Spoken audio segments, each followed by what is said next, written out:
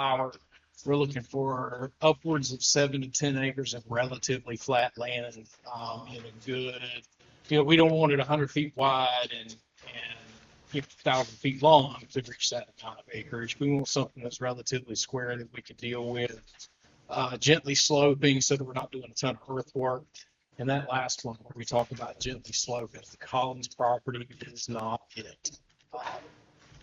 In order to build this next to Old Tallulah Highway, we would have to cut into that hillside upwards of 100 feet or more vertically. So imagine the tieback soil wall that they're building on 143 around the gap. It'd be a lot taller than that in order to fit this in there. So for that reason, the cost would be exorbitant.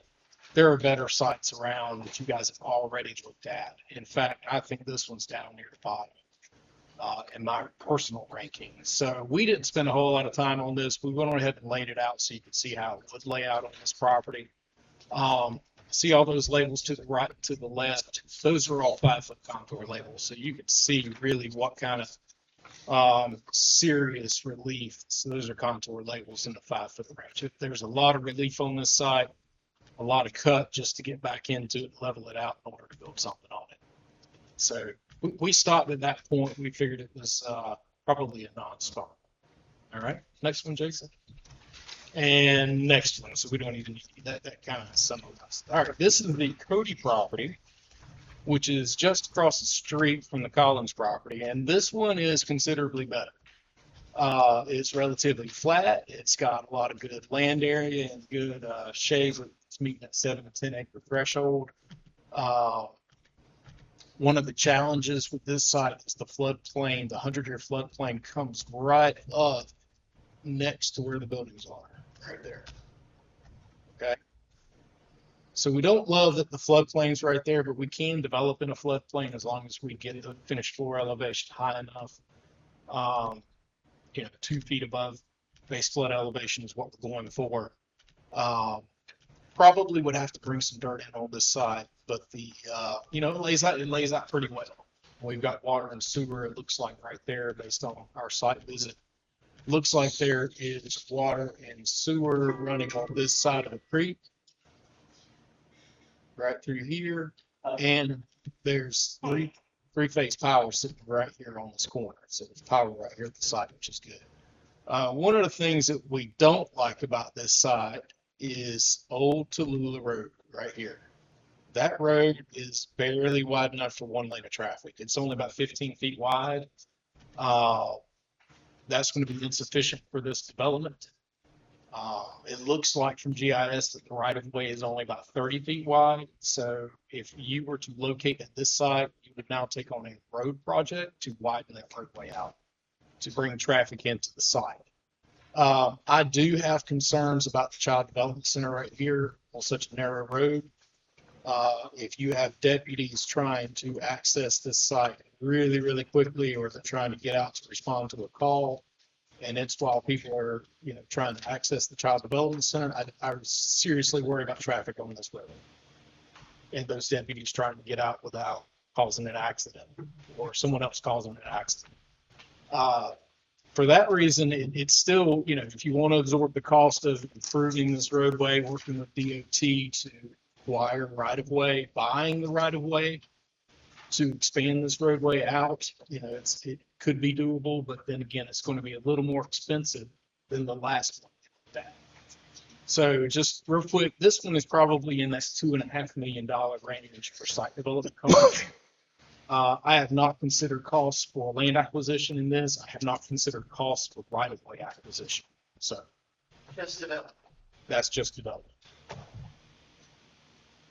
All right, Jason, would you flip to the next one?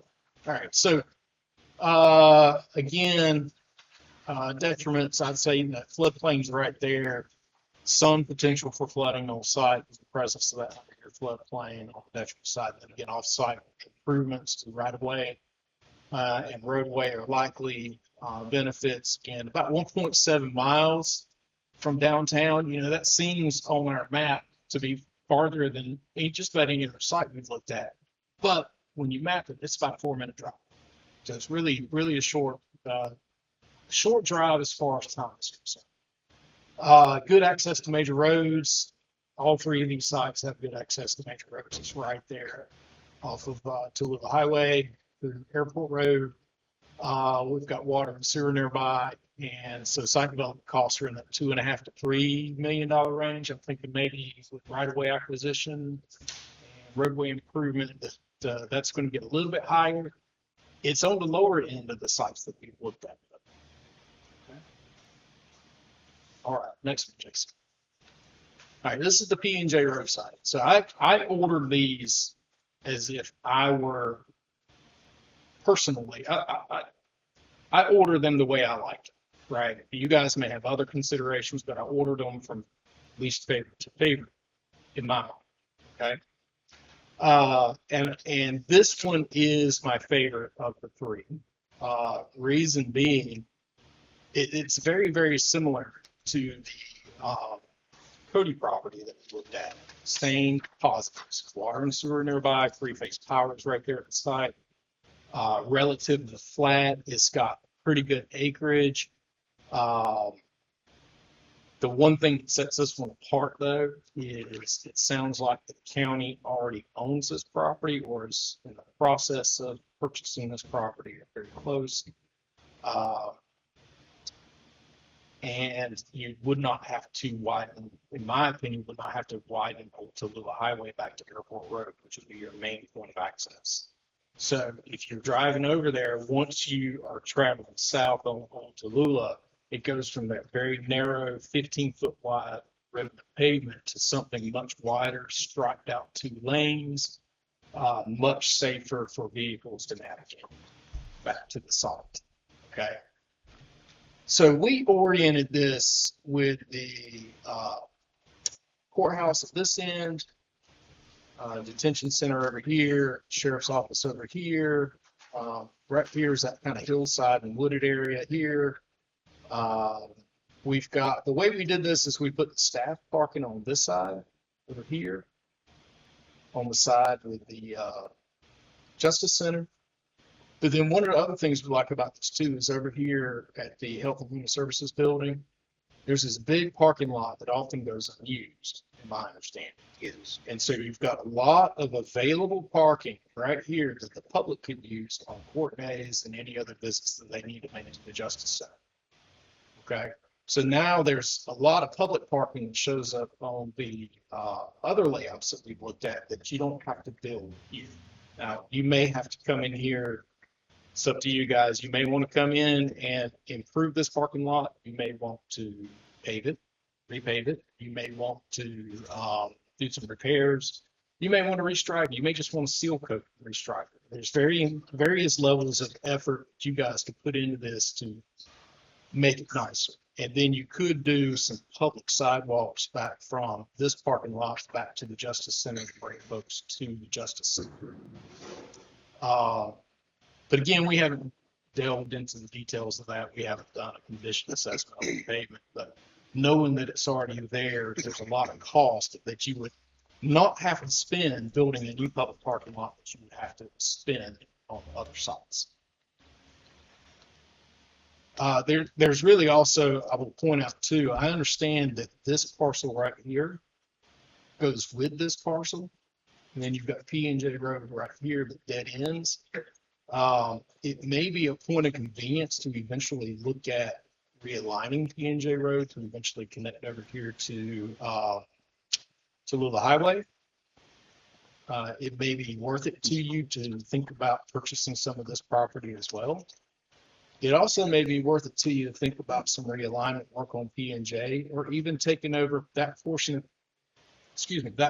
P&J from DOT to better incorporate it into your site.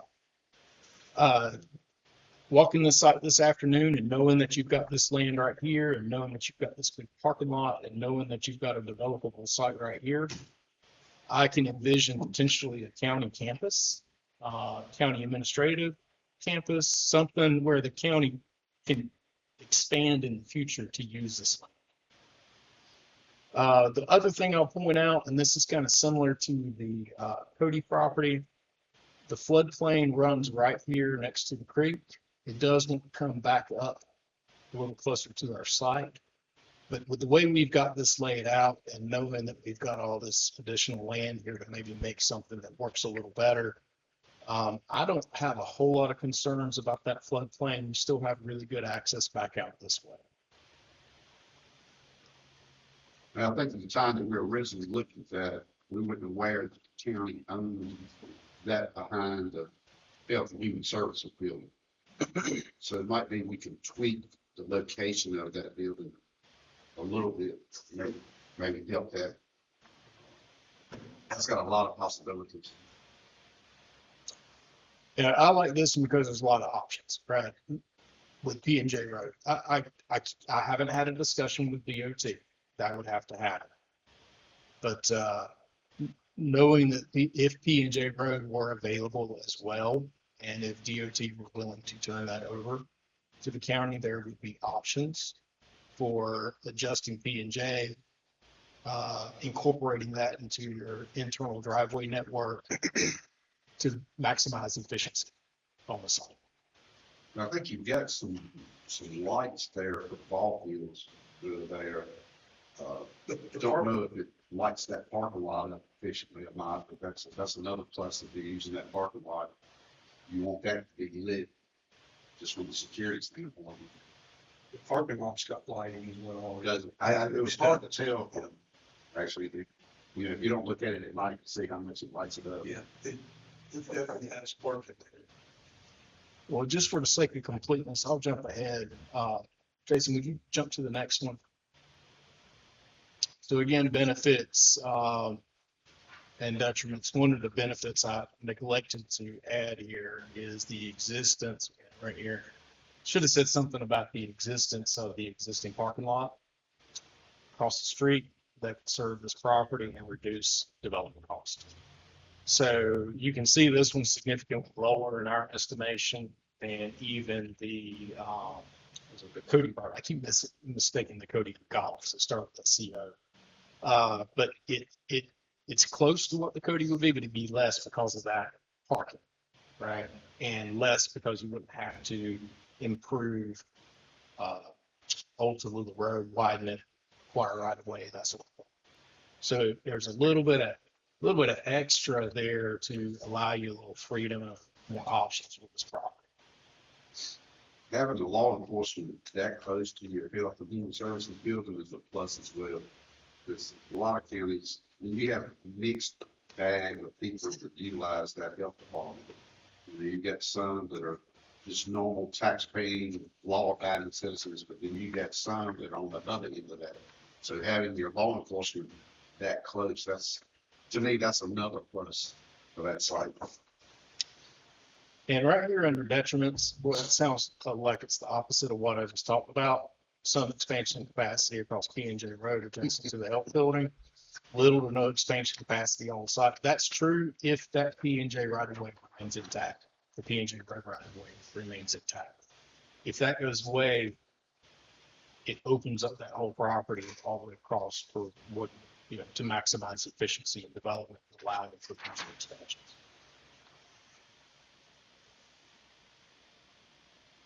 So that was a little late in that recognition. That was today after visiting the site. So I'm glad I got up here a little earlier. Jason took me around and we got to look at it. It's a good way to brainstorm. All right. So if you will jump ahead, Jason, a couple of slides. So that's the summary on the first 7 sites that we looked at. Go ahead, 2 more slides.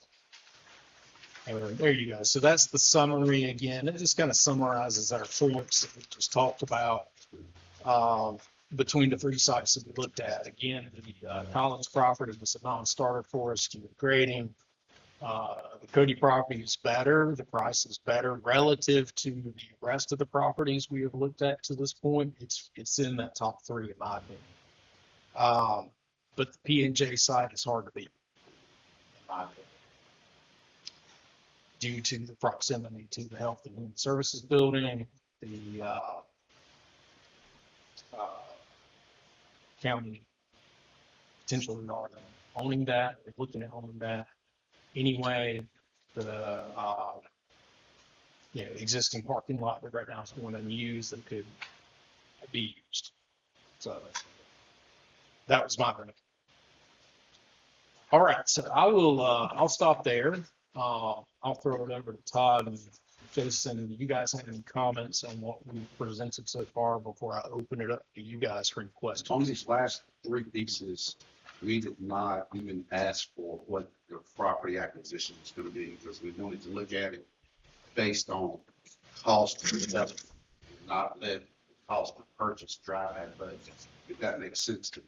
So, it ranked me on the way that Jay had just talked about. It was strictly based on what's it gonna cost to develop it, how's it gonna work, how is the building gonna bid on. Acquiring property, sometimes it can be the best property in the world, but the acquisition price may cancel all of that. So that's kind of the route that we took, we looked at those.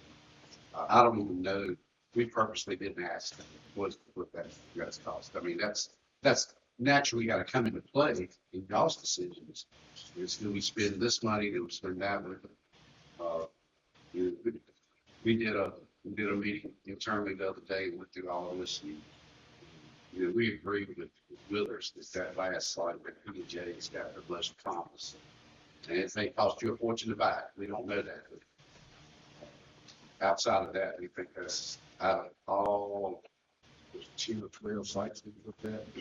I mean, the Stanley property, the very first piece that we looked at, that one has been on again, off again. Might be about pizza, might be about all thing. Might be the industry coming. There was a whole lot of moving parts. But this piece seems to have the most promising thing to do. Outside of whatever they're going to charge with the county owns all of it. The ballparks being there, I don't see that being a real big issue. They use nights and weekends. Courthouse is very rarely going to be open nights and weekends. And so nights is for some civic function. And the fact that the sheriff's office is there too, kind of adds a lot of value to it.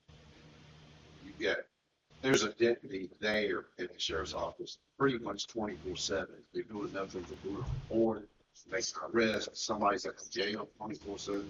So it gives you that added security that's having it remote. We had talked about in previous meetings about possibly taking the sheriff's office away. I'm not real crazy about that, because then you've got to staff your jail a little bit more for when things bad happen, that response to. So having it all together makes a whole lot of sense. And just like that last slide kind of moves into that. So taking all of that factor out, how does this P&J property compare to this Stanley property? I still think it would rank one, just because of, I mean, what you get proximity wise, you get that parking lot that's already there, but you might have to resurface, so you may have to stripe it, or you have to do some patchwork, but it's already there. It is so convenient. Court days, the way our judicial system is doing court now, you get to have calendar call days, you get to have that whole parking lot full of calls. So not having to create a whole new secure type parking is a huge plus. But we try to look at this holistically, you know, added security for the health and human services bill, health department. Most health departments end up with some child support people may be there. It's just, so we tried to look at it as a whole unit.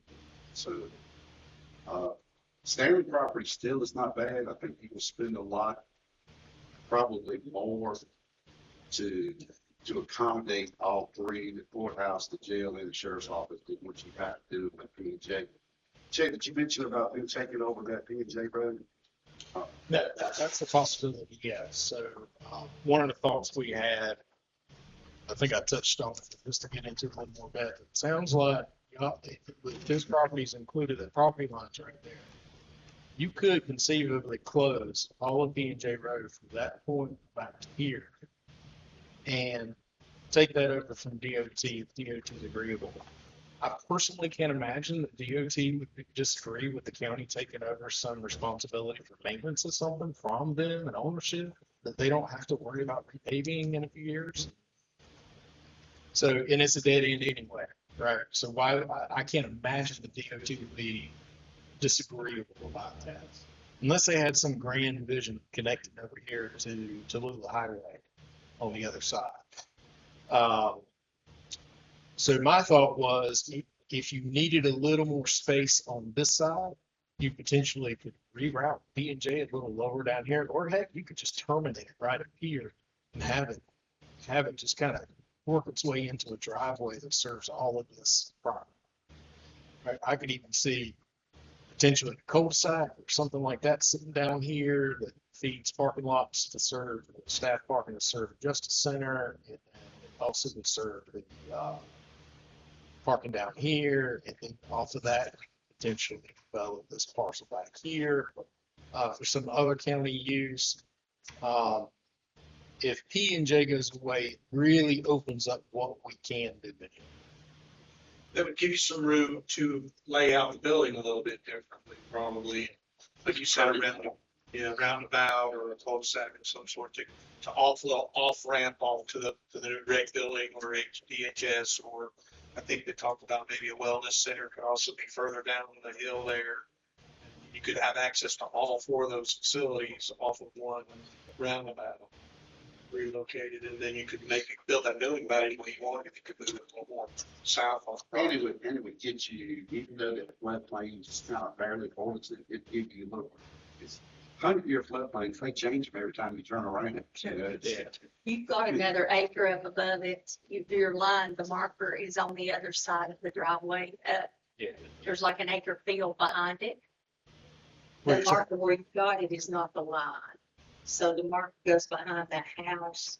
Yeah, Yeah, it's more, a little more east. You got another acre east up there, right? Yeah. It's back of field. okay, that's good to know. Is that, I'm probably not pointing at the I right grew up location, there.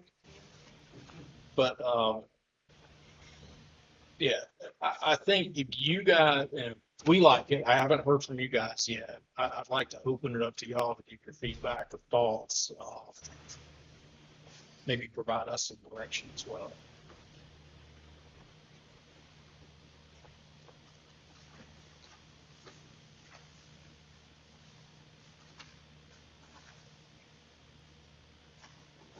Thank you for answering my question, and it was the comparison between the Sandy property and this property, and I think you answered every question that I would have.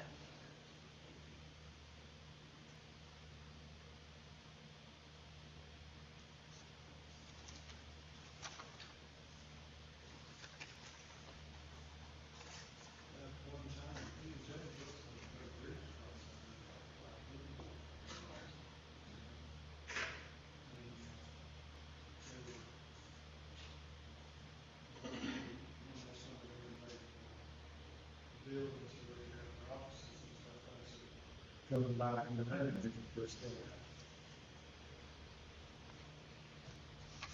What about the future of this thought? It's gonna be to develop for that cash. You know, might there be any problems with the go back to whatever. That's gonna be a problem that we have to have that direction in the future. Yeah.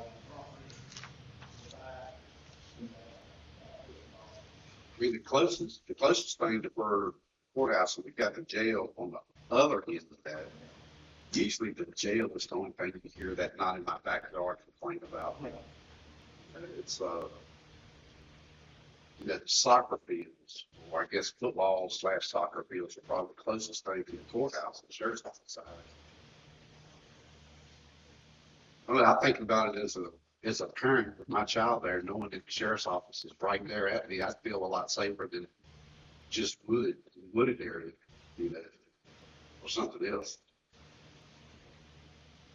Yeah, we could do something too, with some screening, landscaping screening for visual effect. He would be there, right? And people have their opinions about it. But visually, we could just pretty strong landscaping. And they're just screening it from the ball, screen detention center portion from the ball. Chad, will the screening also help with acoustics? Because no one will ever see an inmate outside of this jail, right? But you may be able to hear one, because there's a requirement for outdoor rec. They may be able to hear kids in ball fields. Is there something we can do to mitigate that issue? Well, anytime you can make some habitat for some birds, make some, something like some tall evergreen screening that's going to break up any sound. Honestly, in my opinion, the cars out there on Tallulah Highway are loud, right? So if you think about the way the rec yards are with a solid wall, correct, Jason? Yes. On all four sides, up to a height of 18 feet. 18 feet. So a lot of that sound isn't going to travel like it would from me to you. It's going to travel straight up into the air. So there's going to be dissipation just from the way you guys are designing those rec yards. Then if you can also, in between the rec yards and where folks are going to be, when I say rec yards, jail rec yards and recreation ball fields, if you had strong landscaping right through there, that could even dissipate it. See, that's a big misconception about the public. When they hear jail, rec yard, they're thinking what they see on TV, which is a fenced in, concertina wire, inmates out there. Standards won't allow it. If you didn't know that's a rec area by driving by, you're not going to be able to tell. It's enclosed, either CMU or brick facial, and then it's got an open air band around the top.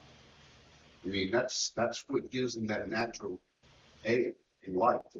If you could stand right on the other side of it, and other than hearing it like Jason saying, you're never going to see them. The only time you're going to see an inmate is when they're taking them out, put them in a car, take them off site. And then you're going to see them in the car. And that's which is no different than when they arrest them. They arrested somebody in the parking lot. So I think it's far enough away.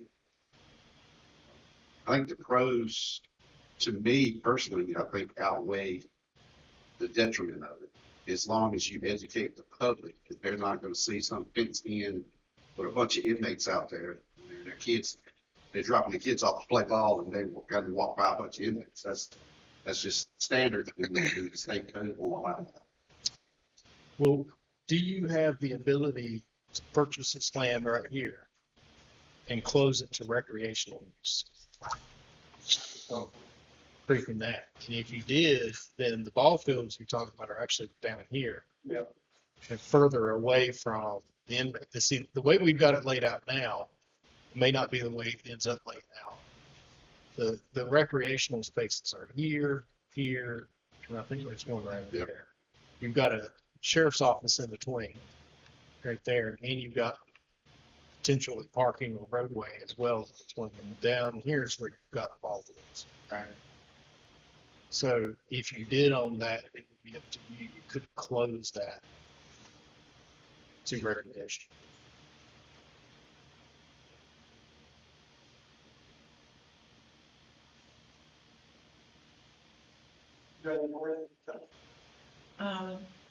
That seems like. Or- I'm not personally a fan of putting your businesses up here in the recreation field. I don't think that couple is going to be happy with that. I just think it's just going to be too much. I'm just not a fan of it. I'm sorry, I didn't hear everything you said. Would you repeat that? Oh, I'm not personally a fan of putting the businesses in proximity of the recreation field like that. I don't think the public as a whole is going to like it. I just don't think that we'll ever be able to make them comfortable with that. Even having the sheriff's department in such close proximity, I just don't think people are going to be happy with it overall. Thank you. And you all have done a really good job in my mind, and I'm not as, up on property, facts as you gentlemen usually are, of showing the pros and the cons of this property and the Stanley property. Should, and Natasha makes a good point, because I have heard some of those comments is what I have. But then if we did put the cost of the property into, the equation, what would that look like as to your recommendations, if that's something you ever do?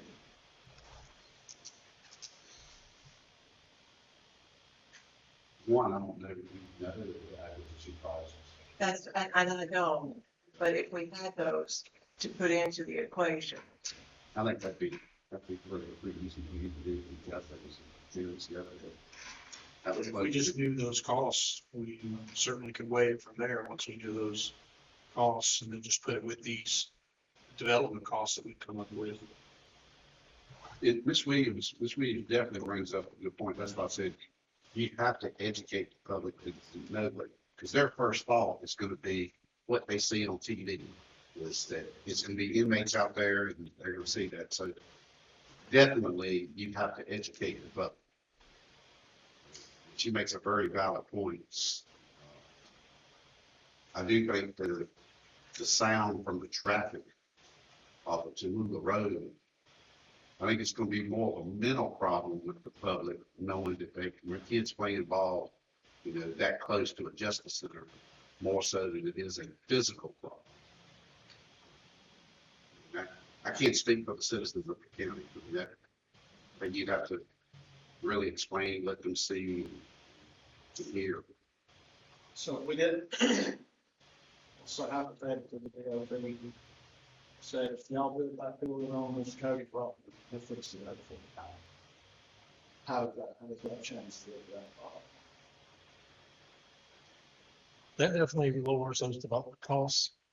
For sure, it's a little closer to what the P&J side is, but the one thing that you still have, it'll still be a little more expensive, because I think you've got potentially a little more earthwork, but you've also got to figure out how you park the public when they come to equip it.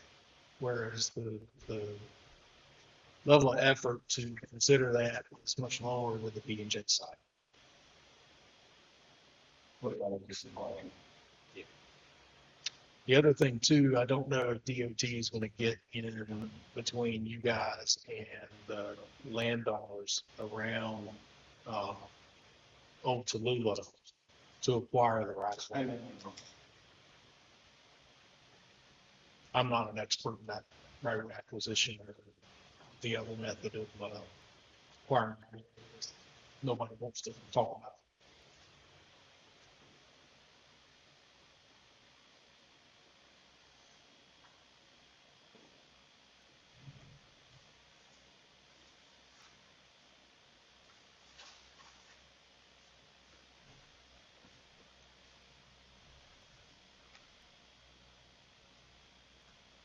once again, I think the cost of each, piece of property that we're looking at is a critical element that we have to consider.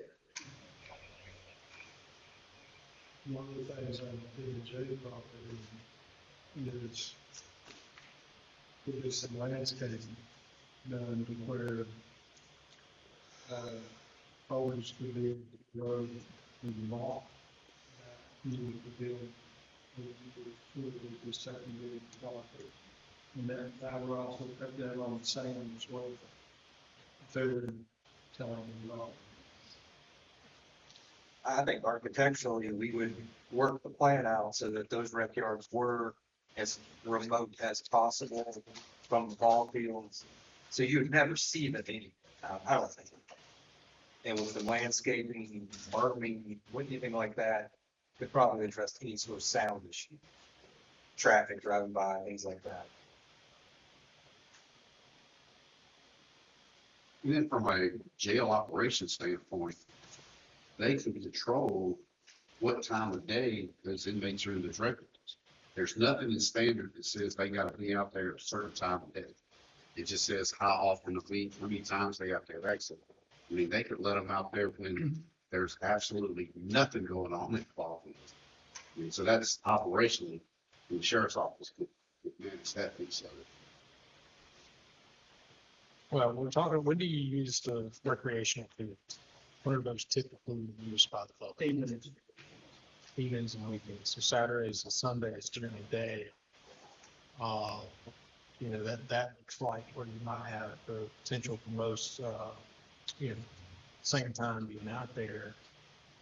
I would imagine you probably walk around and like you said,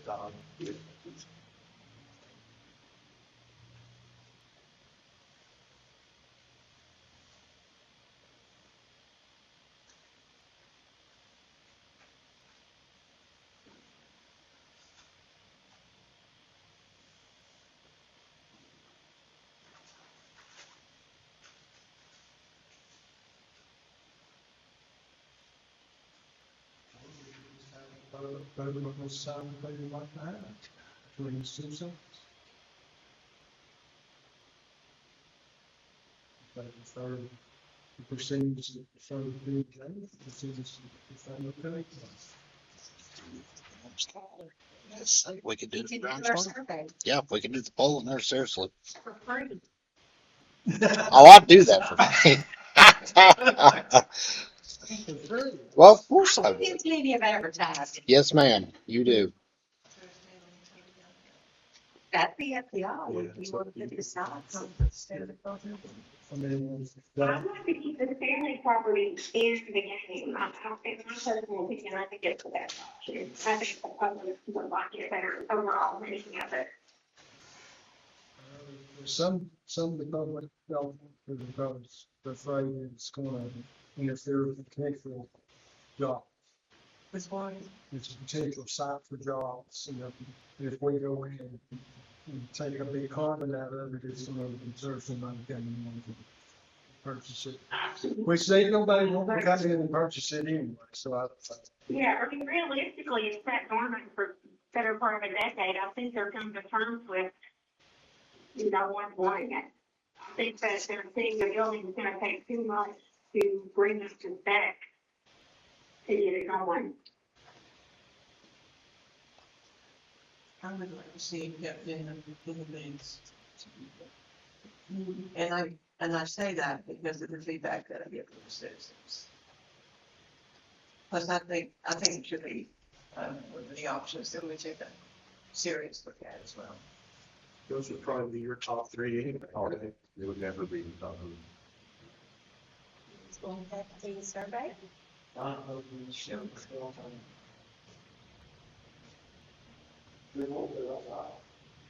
What did you say?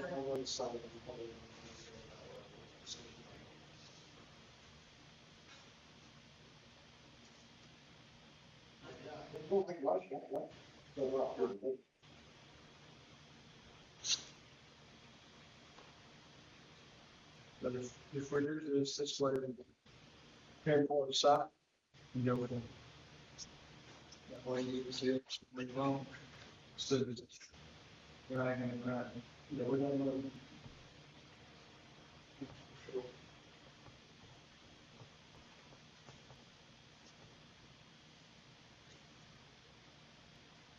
Any other questions?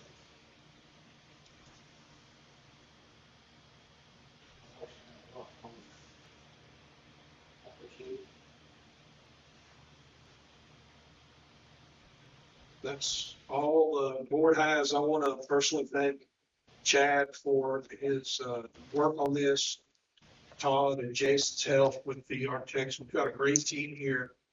And I'm excited once the board and with the citizens also, I think it's a great idea of being involved in this. We're excited to get started, just so you know, as a board.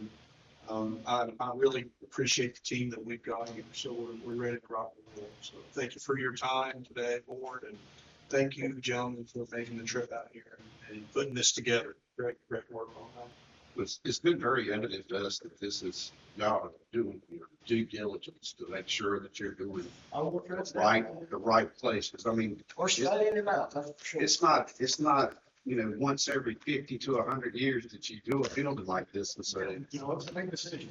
yeah. It's a big responsibility. Yeah. Yes, it is. I applaud you for, you know, all the due diligence work that you've done to try to make the right decision, to do the right thing. we're happy to be part of it, to try to help y'all with it. Yeah, I appreciate the board's, the due diligence that you've taken as a board and also talking about the community as a whole. That's very, very good, very appreciated. And my door is always open, you know, if you guys have questions, about any of the sites we have presented, I mean, door's always open, ask those questions, we're happy to offer opinions and thoughts and try to answer the questions the best we can. So you can reach out to Jason, talk with us if you do have questions. Call this Grant County County Commissioners meeting to order. Members of the County Board of Commissioners are advised hereby of the duty of the state ethics act and board conflicts of interest. In the appearance of such conflict, the protocol instructed to participate in any matter coming before this board of county commissioners with respect to which there is a conflict of interest or appearance of such conflict. Let's pray. Good day, Heavenly Father, Creator of all. Father, we're just so thankful for what you do. And Father, we just ask that you just continue just to help us and just to guide us and just to give us the knowledge and the understanding that we need.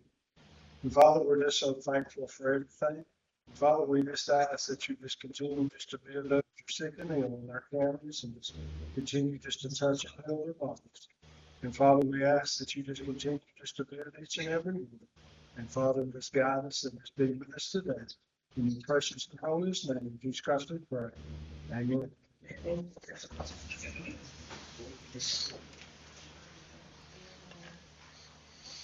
I pledge allegiance to the flag of the United States of America and to the republic for which it stands, one nation, under God, indivisible, with liberty and justice for all.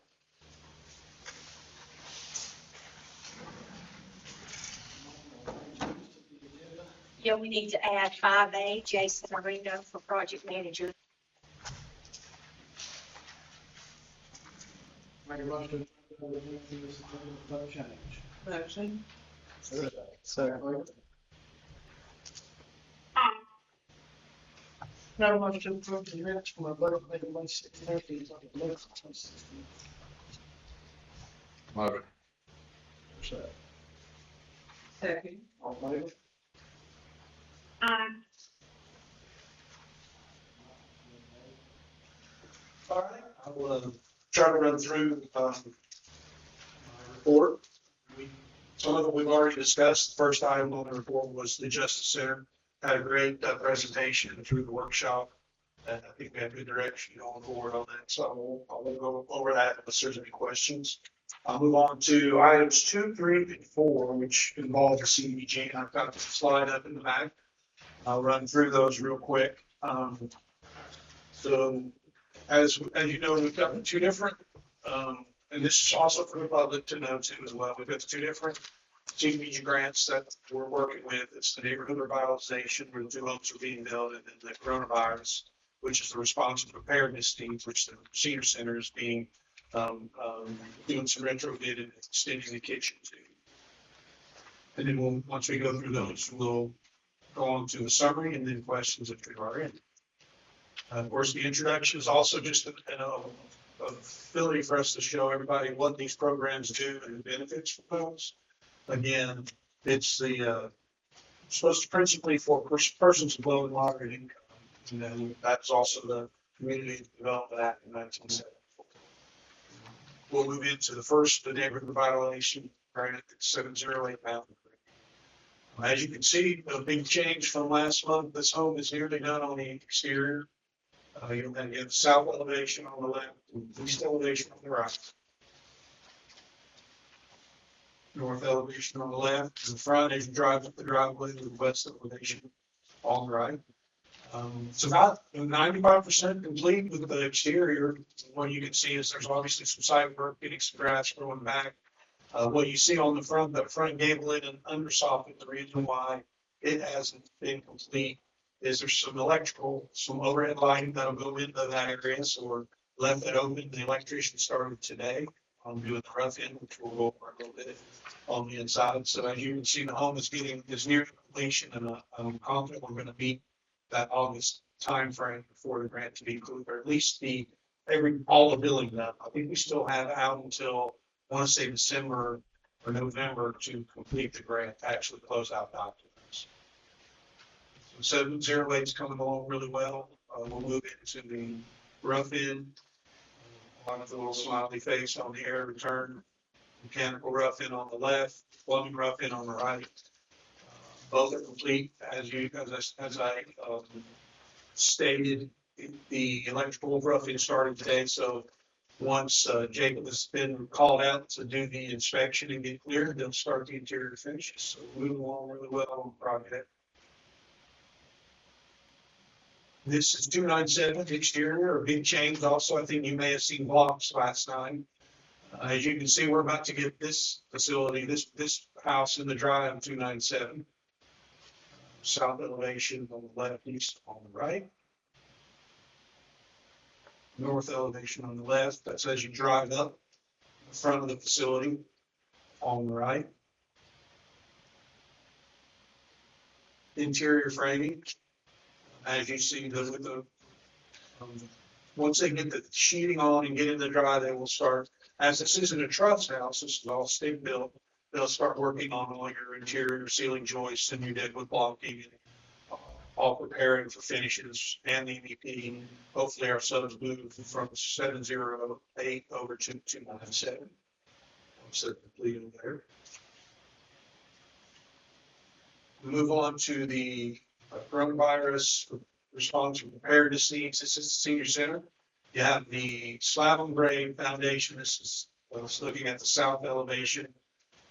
Concrete's already in, and on the right, as you can see, the rough end electrical for, as in the foreground, you see, or excuse me, in the background, you see the generator, backup generator, which is what we did was we front loaded the contract to get at least the conduit in so that we can finish the site. If we don't get the money, which we did request, an additional $90,000 for the backup generator for the senior center. If we don't get the money, we don't have to put any of that in once we do get the money. All we'll have to do is pour a slab around and over that conduit, rough in, and just put it down, put a tank down, and it's ready to roll. So we did as much as we could on the front end to be prepared for the backup generator. And then this conduit you see is for the new refrigerator and freezer. That'll sit on that concrete slab. Move on to the summary. As you can see, about 57% complete with 708, still looking at an August completion. 297 is about 28% complete with that same August timeline. And senior center has jumped up to about 27% complete. And obviously there's some other things that they'll be working on site. There's still storage, some foundation for the storage, the larger storage facility that'll go where the old one was for most of their dry goods. It was a larger facility. So, are there any questions regarding the grants? And those are the certain things that they were talking about on the square foot. We're gonna be able to get the square footage you said, yeah. For the homes? Or the, you talking about the Yeah. It's for the center. Oh, the center, yes. So you're talking about like where they worry about the taking away some of the concrete for them. Yeah, that definitely came up. And what we've done is we're gonna continue. Let me back up. See if I can show you this.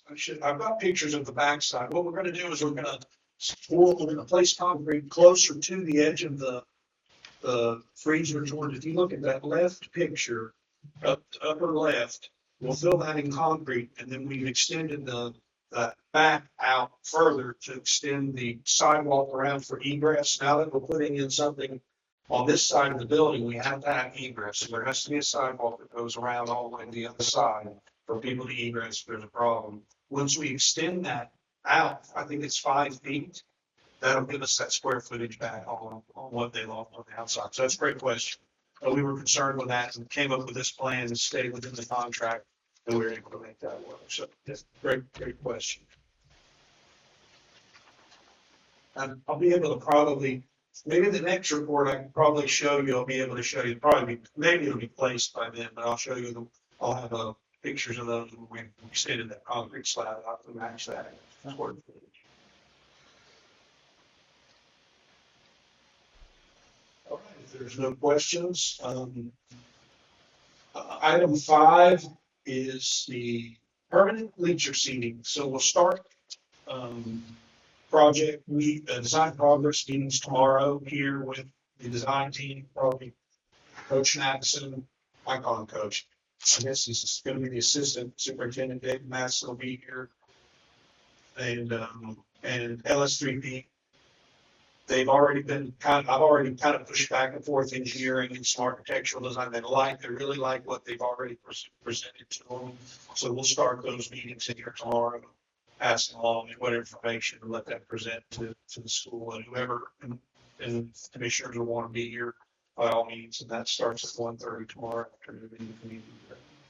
They're about 17% complete with what they've provided to the school so far. Obviously, item 6 will come off. I just wanted to talk about that a minute.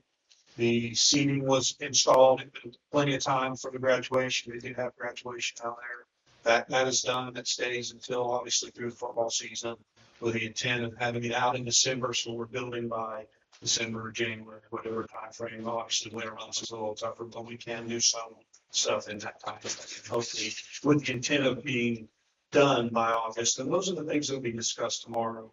On my agenda that I made up for the meeting will be the time frame and what we look with the problems with maybe long lead items is also an item. So that aluminum bleacher seating can be an issue, but we've been assured that you give them within that 3 to 6 month time range that once you make an order, they can get those in. But we'll see. We still have to get the design completed and then get it out to bid and then start processing companies.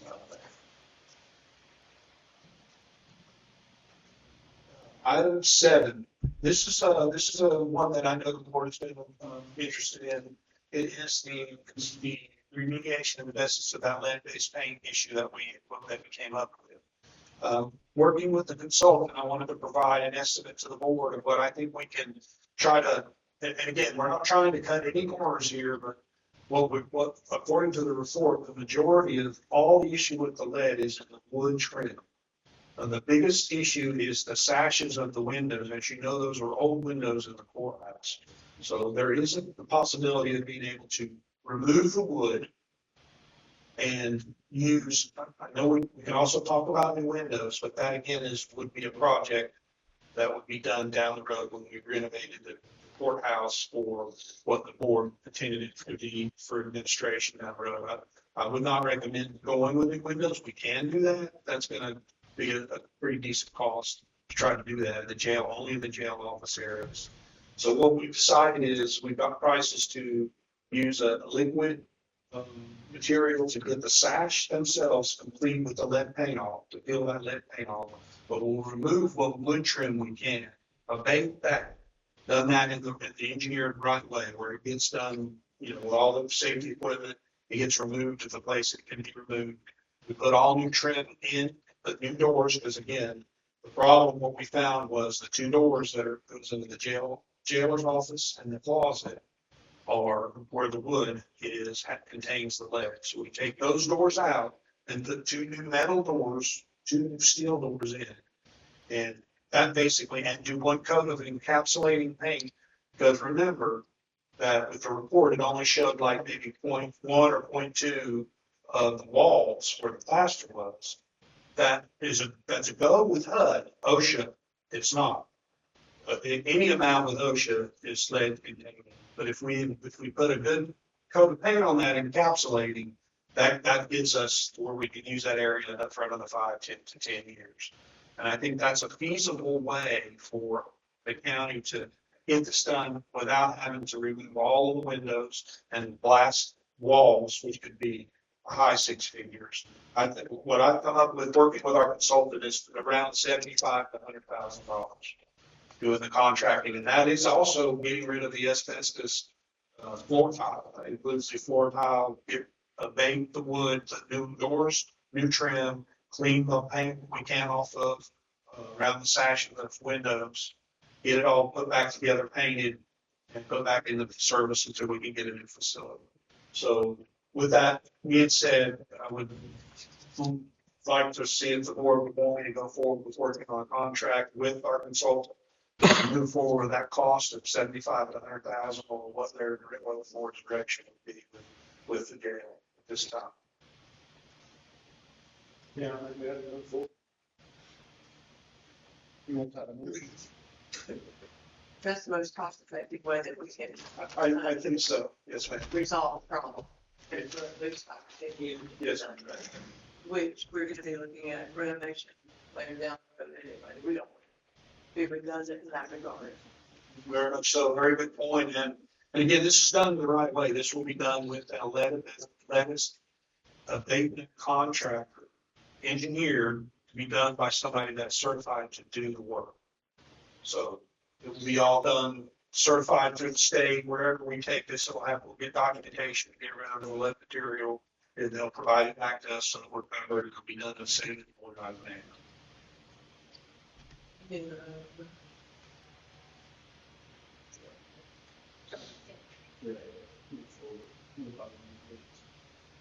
Okay.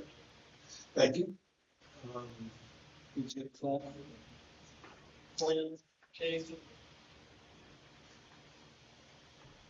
Okay, thank you very much. Item 8 is the asphalt paving. I provided, we went through the process, graded.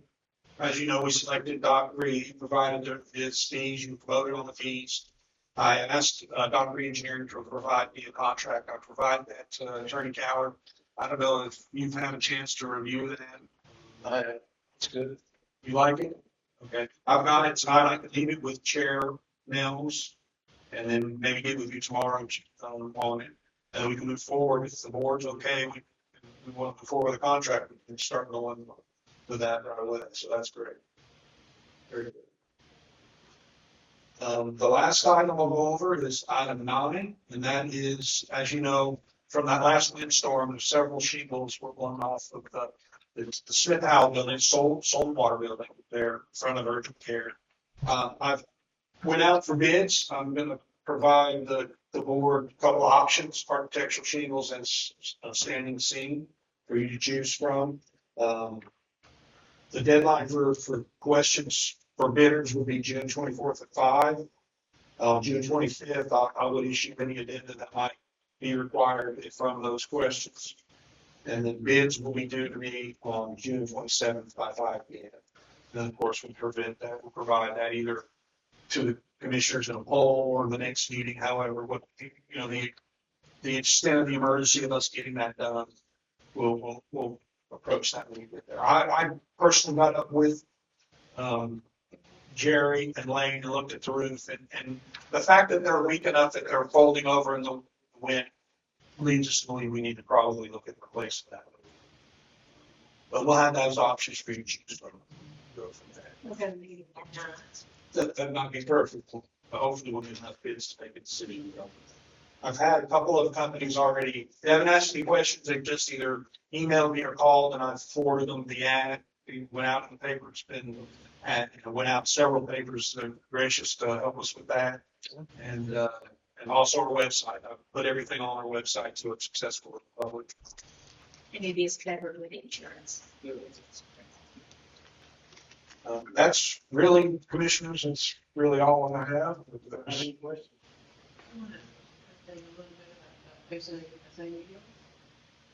Oh, Azalea Hills, yeah, that's wonderful. We're finally, I think we're one step ahead and right at the same time to be able to sell lots. We've got everything in place for our site. We've got it up on, it's active. We're going to probably start taking offers for the 13, well, I should say 12. The RDA's kept a lot number 7. We're working with the schools to build a house that we can sell at a really good rate to the public. And we'll start selling, probably taking offers on July the 8th, I think is what, and it's all available on the website. In a chain permit, technical workers. For the school. Yeah, That's what that project's for. that's right. That's for the program. It's for the carpentry shop program for them to also be learning. It may take a couple semesters to build the house, but it's obviously it's good for the public. Not only is it teaching the kids trade, but it'd also be a home, a really, really well-built, nice home for a lot less than what you would find it if a contractor was, making 25% profit on the bottom dollar USDA financing. with USDA financing as well, so. So yeah, I think it's GrahamCountyRDA.org if you're interested in looking at the RDA website. It will be linked, to the Graham County website at some point. But we also are keeping the property. We bid off an annual, grounds maintenance for the site over there on Lunch Branch. So it's getting mowed and weeded and bush hogged 3 times a year. So excited about being able to get that house started here pretty soon.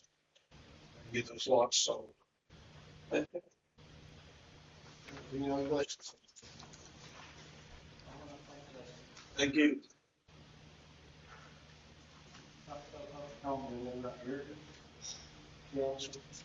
I'm sorry. Public comment before the discussion. Okay.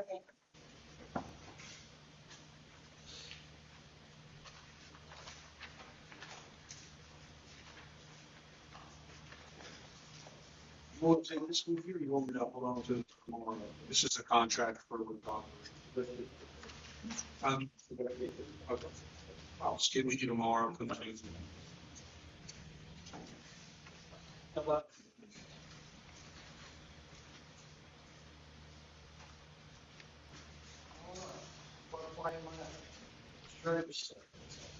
These are the sites that they're gonna come in and study, and they just wanted to know if you had any opposition.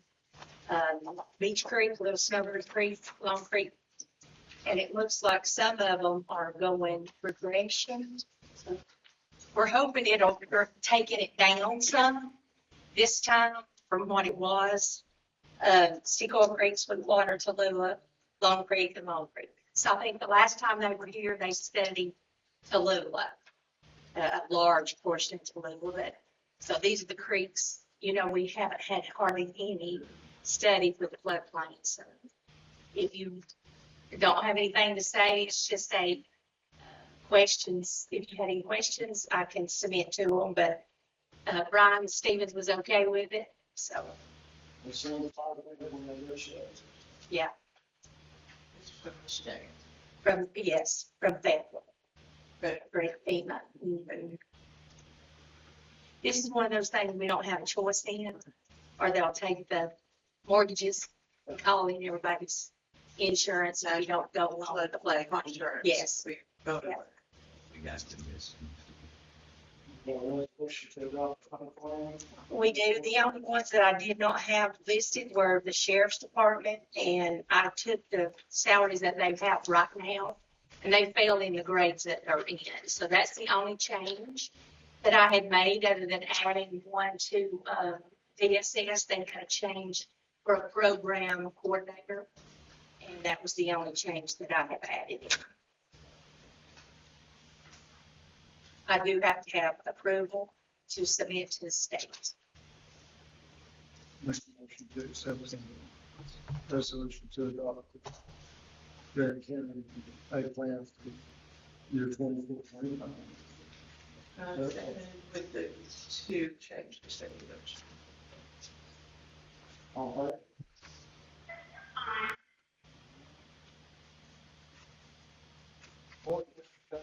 Not ready to challenge that.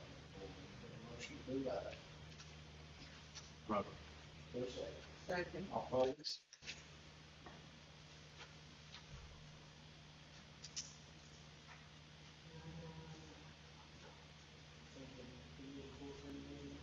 Yeah, and the paperwork that I have folded, that is the roads that Division 14 is going to do for Graham County, and the price tag's on the second page. So you have, if you're all okay with it, you have any questions, I know Tony will be there and I'll be there. You can let me know if you're opposed to one of them, or would rather see it, or would go in a different order. On the 15th. July 15th. 2 o'clock at transit.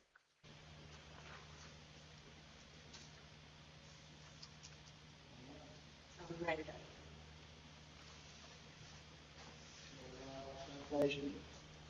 Yeah, it was a bogus address, so we cannot track it down. It's not a large amount, but it is an amount that I have to have it removed by the board, $95.20.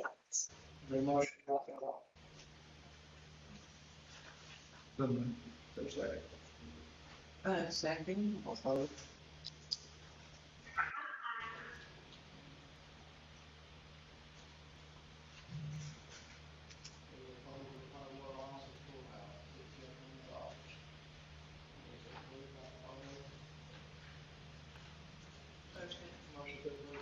Motion to approve.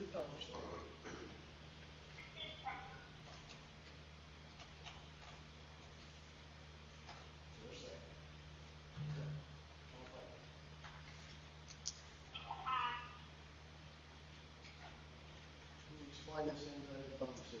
That is our phone system that, it's gonna be, we've saved them $2,000 a month. That's the one that we chose with Tim. I just can't sign anything that's 15,000, so it's over my spending limit, so I need permission to pay the invoice. I make a motion. To sign the paperwork on this contract.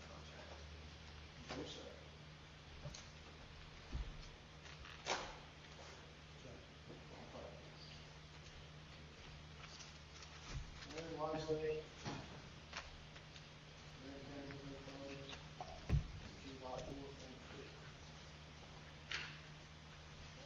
I did have a request from BSS if they could have one work to try to get some foster parents in and set up a booth at the Heritage Festival. I did not have a problem with that, if y'all are okay with that.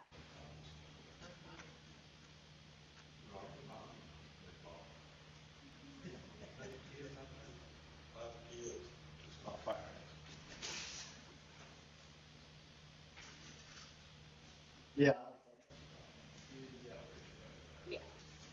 How many you got that? How many veterans you got? 3. So 2 and 8.2. Calm down. Stop this next year.